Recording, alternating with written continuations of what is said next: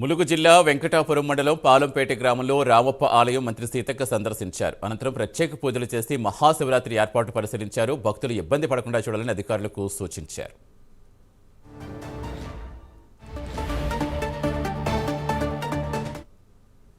మన ములుగు జిల్లా ములుగు నియోజకవర్గం వెంకటాపురం మండలంలో ఉన్నటువంటి అత్యంత ప్రసిద్ధిగాంచినటువంటి పురాతనమైనటువంటి దాదాపుగా 800 సంవత్సరాల నాటి రామప్ప టెంపుల్లో మనం ఉన్నాము. ఈ టెంపుల్ కూడా వరల్డ్ హెరిటేజ్ గా గుర్తింపు రావడం జరిగింది. ఈ టెంపుల్లో శివుడు శివాలయం ఉంది కాబట్టి ప్రతి సంవత్సరము ఇక్కడ శివరాత్రి సందర్భంగా మహా ఉత్సవాలను మనం నిర్వహించుకుంటా ఉంటాం ఘనంగా.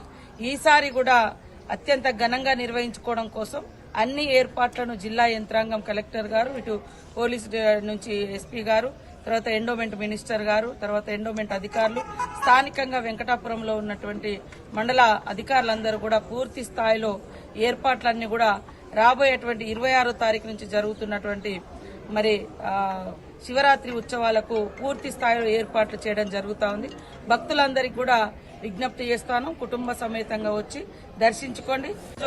మన ములుగు జిల్లా ములుగు నియోజకవర్గం వెంకటాపురం మండలంలో